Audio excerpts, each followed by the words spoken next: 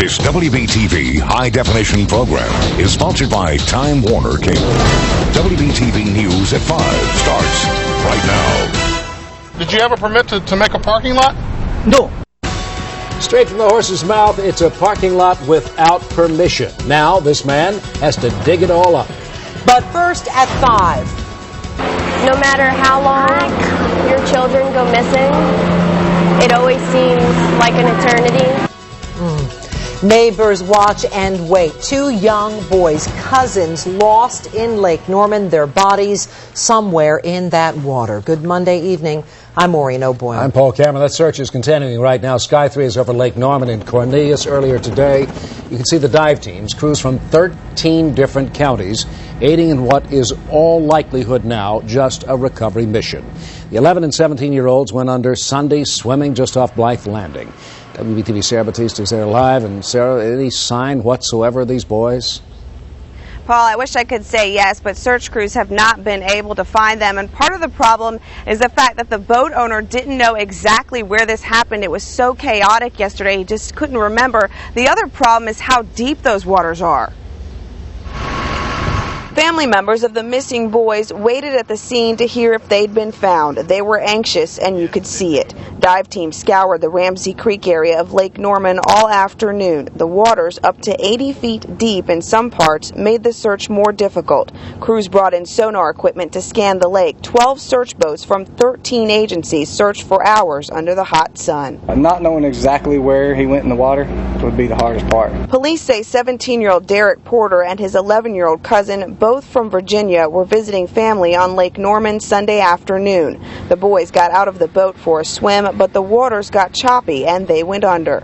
Family members tried to save them, but the cousins never resurfaced. Officials say neither of them were wearing life jackets. Actually, in this situation here, it does not look like they were required because the boat was at anchor at the time. Neighbor Heather Layu brought her 2-year-old son to walk around the lake today. She knew something was wrong when she noticed rescue boats. It breaks my heart to think about, what the mothers must be going through right now. The search has taken a toll on rescue crews, too. Their search no longer a rescue, but a recovery effort. And I talked with a relative of the boys today by phone. It was very brief, but she said they were too distraught to really say anything at this point. As for the search, rescuers tell me they'll continue for as long as it takes to find them. We're live in Cornelius. Sarah Batista, WBTV, on your side. Sarah, thank you. Now, they weren't wearing life jackets, but point of emphasis here, children under the age of 13 are not required to wear life jackets in the lake as long as the boat they're in is anchored up. A man arrested for murdering his stepfather in Burke County. Brian Britton of Hickory says he shot 45-year-old Lauren Annis several times in self-defense. He told 911 dispatchers the man was attacking him with a baseball bat. We want to warn you, these calls are disturbing. Burke County 911, DA, police, fire, medical. Location of your emergency. My stepdad assaulted me and I shot him. All right. He's still alive right now, but I need him. Okay, I understand. What's your name? My name is Brian Britton. He hit me with a baseball bat, and he told me I didn't have the balls. Britton says he shot his stepfather 9 times. He's held tonight in the Burke County Jail. Paul? Well, some of these men allegedly seen in this surveillance video are now behind bars. The video from Union Grove Power Equipment, this is in northern Iredell County. It shows a box truck pulling up, a bunch of guys jump out and loot a warehouse. Deputies have arrested Carnell Shahid, Kenyatta Lindsay, Rayfield Taylor, Gregory Ingram, and 2 other men, and they say that is just the tip of the iceberg. Investigators believe this is all part of a sophisticated burglary ring. Shortly after the Union Grove break-in, all of this stolen equipment, $40,000 worth, was found at a home in North Charlotte. There's some of it. The burglary ring was apparently operating in North and South Carolina and in Georgia.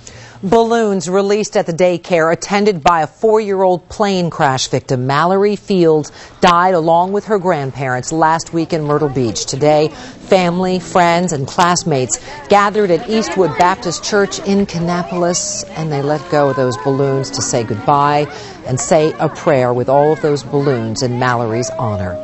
We have lost such a shining light. For a 4-year-old, she had the heart of an 80-year-old woman.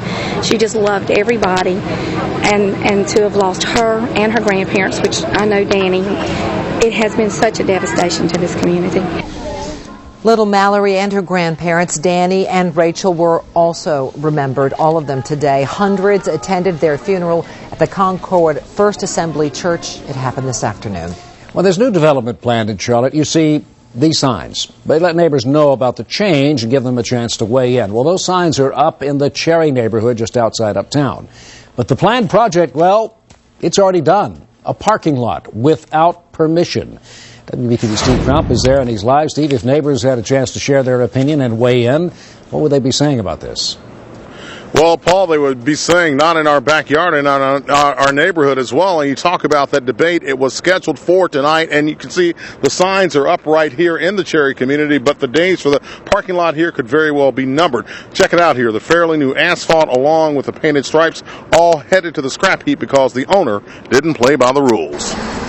Charlotte's Cherry community has a reputation for holding on to its history, but some of the past in this neighborhood has now been reduced to lines in a parking lot. Did you have a permit to make a parking lot? No. Dr. Ki-Wong Chun is best known for being the publisher of the Korean Asian Herald and running a number of business enterprises from this office on Baxter Street. But in recent months, he tore down 2 homes in the space, according to neighbors, evicted the tenants, and by his own admission, put up a new parking lot without the city's permission.